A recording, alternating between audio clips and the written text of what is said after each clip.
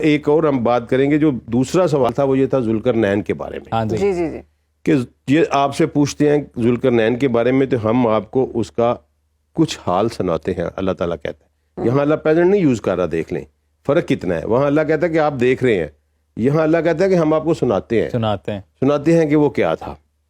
اب ذوالقرنین کا واقعہ جو ہے نا, یہ اس لیے بہت ہی اہمیت کا رکھتا ہے کہ ذوالقرنین نے انٹر گلیکٹیکل ٹریول کیا ہے.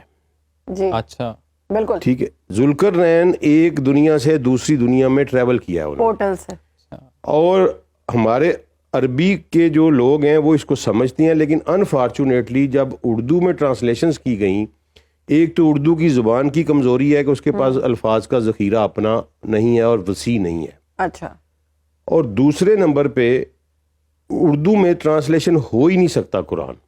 اچھا ہو ہی نہیں سکتا بالکل. اس کا مفہوم تو بیان کیا جا سکتا ہے. مثلا فار ایگزامپل یہ قلم اگر میں یہاں رکھ دوں تو ہم کہیں گے کہ جو پین ہے وہ میز کے اوپر پڑا ہوا ہے. بالکل ٹھیک ہے. اور اگر یہ قلم یہاں ہے تو پھر بھی آپ کہیں گے کہ پین میز کے اوپر ہے, میز کے اوپر ہے, ہوا میں. لیکن عربی میں یہ دونوں چیزیں ڈیفرنٹ ہیں.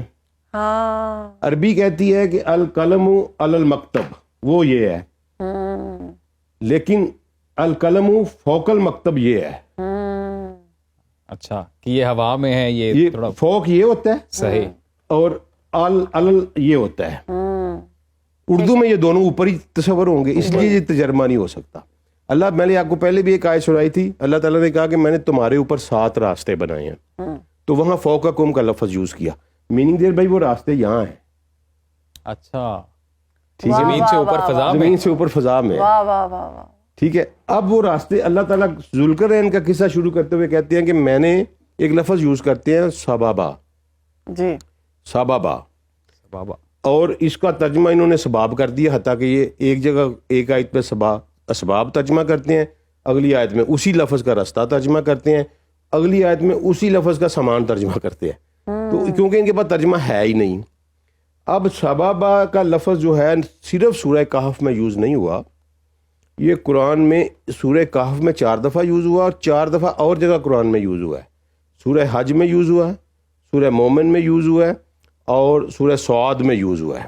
ٹھیک. یہ جہاں جہاں استعمال ہوا ہے یہ اوپر جانے والے راستے کے لیے استعمال ہوا ہے. اور اللہ کہہ رہے ہیں ذوالقرنین کو کہ میں نے اس کو کچھ ثوابہ عطا کیے تھے, سارے نہیں کیے تھے. ذوالقرنین کو کچھ راستے بتائے, کچھ راستے ہم نے عطا کی, پورٹلز, کچھ پورٹل یا راستے ہم نے عطا کیے تھے.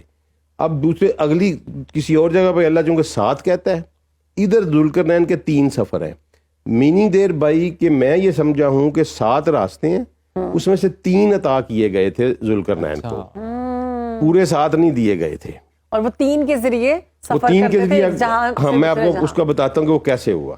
اب وہ کہتے ہیں کہ میں نے اس کو کچھ سبابہ عطا کیے ہیں. آگے قرآن سورہ حج میں بھی سبابہ کا لفظ یوز کرتا ہے, اور وہیں بھی یہ کہتا ہے کہ یہ اوپر کیوں نہیں, سبابہ پہ چڑھ کے اوپر کیوں نہیں آ جاتے. پھر ایک جگہ پہ فرعون کہتا ہے حامان کو کہ اے حامان میرے لیے ایک اونچی بلڈنگ بناؤ تاکہ میں سبابہ تک پہنچ چکوں, وہ سبابہ جو آسمان کی طرف جاتا ہے, ٹھیک ہے, اور میں دیکھوں موسیٰ کے رب کو. اچھا ٹھیک ہے, باقاعدہ اونچی بلڈنگ, ٹھیک ہے, اور آسمان کی طرف جانے والا, وہاں بھی لفظ سبابہ یوز ہوا. یہ پیرامڈز اسی لیے تو نہیں بنے ہوئے, مائٹ بھی. اچھا, اس کے بعد اللہ تعالیٰ سورہ سعد میں کہتے ہیں کہ یہ جو لوگ کہتے ہیں کہ یہ زمین اور آسمان میں مالک ہیں, تو اگر یہ مالک ہیں تو پھر یہ سبابہ کے اوپر چڑھ کیوں نہیں جاتے. یعنی سبابہ کا لفظ یہاں بھی یوز ہوا ہے, وہ اوپر جانے کے لیے والے راستے کے لیے ہی استعمال ہوا ہے. تو اب اللہ کہتا ہے کہ ذوالقرنین پہلے سبابہ پہ چلا, ٹھیک ہے, اور وہ وہاں پہنچا جہاں سورج غروب ہو رہا تھا. او پورٹل کے ذریعے وہاں پر گئے جہاں پر سورج غروب ہو رہا. اس سبابہ پہ وہ چڑھا, اس سبابہ کو آپ پورٹل کہہ لیں, وام ہول کہہ لیں, جو مرضی کہہ لیں, بلیک ہول, لیکن قرآن اس کو سبابہ کہہ رہا ہے. تو اس ایک سبابہ کے اوپر چلا, اور پھر وہ وہاں پہنچا جہاں اس نے سورج کو ایک بلیک مڈی سٹرکچر میں غروب ہوتا ہوا پایا. اب ایک طرف اللہ کہتے ہیں کہ میں نے پوری دنیا کے اوپر حکمرانی دی تھی ذوالقرنین کو، تو اب وہ نبی تو نہیں تھے. واللہ عالم جی ہم نہیں کہہ سکتے کیونکہ نبی صلی اللہ علیہ وسلم نے کنفرم نہیں کیا کہ وہ نبی تھے. تو اب اگر ان کی پوری دنیا پہ حکمرانی تھی تو سورج تو دنیا میں کہیں ڈوبتا ہی نہیں. ہاں جی، تو وہ کہاں پہ ڈوب رہا تھا؟ یہ تو ارتھ روٹیٹ کرتی رہتی ہے، ارتھ روٹیٹ کرتی رہتی ہے، سورج تو کہیں نہیں ڈوبتا. وہ کہیں اور نہ کہیں. ملکہ وکٹوریا کی 40% دنیا کے اوپر حکمرانی تھی، تو اسے پتہ چل گیا تھا کہ میری سلطنت میں سورج غروب نہیں ہوتا. یہ آج یہ کل کی بات ہے نا. عبدالسلام صاحب یہ بھی تو ایک حدیث ہے نا کہ زمین اور آسمان کے اندر ایک پانی ہے جی، اور سورج وہاں پر غوطہ زن ہوتا ہے. اب وہ نہیں، وہ یہ ہے کہ ایک آسمان سے دوسرے آسمان کے درمیان پانی ہے. ٹھیک ہے. اب یہ دیکھیں کہ سورج کہیں غروب ہو رہا ہے نا، تو کہاں غروب ہو رہا ہے؟ سٹار کہاں ڈائی کرتا ہے جا کے؟ بلیک ہول میں. بلیک ہول میں. ذوالقرنین اس بلیک ہول کے پاس پہنچا ہے یس، کہ جہاں اس نے پایا سورج کو ایک بلیک مڑی چیز میں ڈوبتا ہوا، اور وہاں جب پہنچا ہے تو وہاں اس نے ایک قوم پائی ہے. یہ تو عبدالسلام صاحب ابھی سائنٹسٹ بھی بولتے ہیں کہ یونیورس میں زیادہ تر black matter black matter exist کرتا ہے. ٹھیک ہے جی نا. ہاں. حمیہ کا لفظ یوز کیا اللہ نے، عینی حمیہ. ٹھیک ہے نا جی. یعنی یہاں آپ کہہ لیں کہ ایک چشمہ تھا، یا عین کا مطلب ہے آنکھ، آنکھ جیسی شیپ تھی اس کی. اچھا، ٹھیک ہے. تو آج وہ اگر بلیک ہول کی تصویر آپ دیکھیں، ایون یونیورس کی تصویر دیکھیں، تو وہ بھی آنکھ جیسی نظر آتی ہے. تو وہ وہاں پہنچا وہاں، اور مزے کی بات دیکھیں کہ وہاں اس کو ایک قوم پائی اس نے، وہاں زندگی تھی. اچھا. اور پھر اللہ وہاں کہتا ہے کہ ہم نے ذوالقرنین کو کہا کہ تو چاہے تو ان کو سزا دے، چاہے رحم کر. اب یہ بڑا عجیب واقعہ ہے. اللہ نے اپنے پیغمبروں کو بھی یہ اختیار نہیں دیا کہ چاہے تو سزا دے چاہے. اللہ وہ کہتا ہے کہ جو برے ہیں ان کو سزا ملے گی، جو اچھے ہیں ان کو جزا ملے. جزا ملے، انعام ملے گا. اللہ ذوالقرنین کو وہاں ڈسکریشن دے رہا ہے، جس کو چاہے جو چاہے سزا دے لے، چاہے وہ. ذوالقرنین کہتا ہے نہیں، ان کو دعوت دوں گا، جو اچھے کام کریں گے ان کو نہیں کچھ کہوں گا، جو برے ہوں گے ان کو سزا دوں گا. اب یہ اس کا ایک سبابہ کا سفر ہے. پھر اللہ کہتا ہے کہ ثم فاطمہ سبابہ، پھر وہ ایک اور سبابہ کے اوپر چلا، اور پھر پہنچا وہاں پہ جہاں سورج کو اس نے طلوع ہوتا ہوا پایا. اب یہ کہاں پہنچا؟ ایک وہ تو چلے بلیک ہول پہ چلا گیا، صحیح.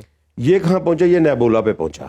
اچھا، وہاں پہ شروع ہو رہا تھا، نیبولا پہ پہنچا نا، جہاں سے سٹار جنم لے رہے ہیں. جنم لے رہے ہیں. ٹھیک ہے. اور وہاں اللہ تعالیٰ کہتے ہیں کہ ایک قوم تھی، اور ہم نے سورج اور ان کے درمیان میں کوئی اوٹ نہیں بنائی تھی. اچھا. اس لفظ پہ، اس آیت پہ غور کریے گا کہ وہاں ایک قوم ملی، اور ہم نے سورج اور ان کے درمیان میں کوئی اوٹ نہیں بنائی تھی. میننگ دیر بائی کہ ان کی ایٹماسفیئر نہیں تھی، اوزون لیئر ان کے اوپر نہیں تھی. ٹھیک ہے نا. اور آگے اللہ زور دے کے کہتا ہے کذالک، ایسا ہی تھا. یعنی یہ نہ سمجھنا کہ یہ کیا بات میں کر رہا ہوں، ایسا ہی تھا. اور وہاں جو کچھ تھا وہ سارا مجھے پتہ بھی ہے اور میرے احاطے میں بھی ہے. وہ ایک ایسی عجیب و غریب دنیا تھی. عبداللہ بن عباس کی روایت ملتی ہے، روایتاً تھوڑی سی ضعیف ہے، لیکن قرآن کی اس نریشن میں فٹ بیٹھ رہی ہے کہ وہ ذوالقرنین جب وہاں پہنچا تو ایک مخلوق تھی جو دن کے وقت پانی کے اندر چلی جاتی تھی، واہ واہ واہ. اور رات کو باہر آ جاتی تھی. اچھا. یعنی اس لیے کہ دن کے وقت سورج اور ان کے درمیان میں کوئی اوٹ نہیں تھی. اور اب یہاں اللہ تعالیٰ پوری سائنس بیان کر رہا ہے کہ تمہاری جو زمین ہے اس کے اوپر میں نے سورج اور آپ کے درمیان میں بلینکٹس بنائے ہیں، اوزون کے ڈیفرنٹ لیئرز بنائی ہیں، جی ہاں، تاکہ آپ سورج کی جو ریڈیشن سے محفوظ رہ سکیں. اور وہاں اللہ کہتا ہے کہ میں نے نہیں بنایا تھا. یہ اللہ کا، یہ اس کا دوسرا سفر ہے. اور یہاں کوئی کلام نہیں ہے، کوئی انٹریکشن نہیں ہے ذوالقرنین کا اس قوم کے ساتھ جو وہاں رہ رہی تھی. ٹھیک ہے. اب جب وہ تیسری، پھر اللہ کہتا ہے کہ وہ پھر ایک اور سبابہ پہ چلا، تیسرے پہ، اور پہنچا بین سدین. ٹھیک ہے، دو سدین کے درمیان وہ پہنچا. ٹھیک ہے. اب صد کا لفظ ہم نے ڈھونڈنا ہے کیا ہے. اور عربی زبان میں صد کا لفظ قرآن پاک میں سورہ یاسین میں آیا ہے، صحیح. اور وہاں آیا ہے ایک پردے کی شکل کا. اچھا، دو پردوں میں پہنچا، دو پردے تھے، دو سدین تھے، دو جہاں پہنچا. ٹھیک ہے، جہاں وہ پہنچا بیریئرز سمجھ لیں آپ، ٹھیک ہے. دو بیریئرز کے درمیان میں پہنچا، اور وہاں اس نے ایک قوم پائی. اور یہ تو کہتے ہیں، انہوں نے ترجمہ کر دیا کہ وہ کوئی زبان نہیں سمجھ رہے تھے. ایسی بات نہیں، وہ کوئی بات پہ غور کرنے پہ تیار ہی نہیں تھے. قرآن کا اصل مطلب یہ ہے. صحیح، وہ یعنی سننا ہی نہیں چاہ رہے تھے کچھ. وہ سوائے اس کے کہ وہ کہہ رہے تھے کہ ذوالقرنین یہ یاجوج مجوج ہمیں کھا گئے، اچھا، یہ مارے، وہ اس کے علاوہ وہ کوئی بات سننا نہیں چاہ رہے تھے. تو وہاں پہ یاجوج مجوج وہ نہیں تھی قوم، کوئی یاجوج مجوج ایک ایسی قوم تھی جو ان کے اوپر آ کے اٹیک کرتی تھی، بالکل، اور انہوں نے کہا کہ یہ اس زمین کے اوپر یہ فساد مچاتے ہیں، جس کا ہمیں بھی تو ہمیں اس سے بچاؤ.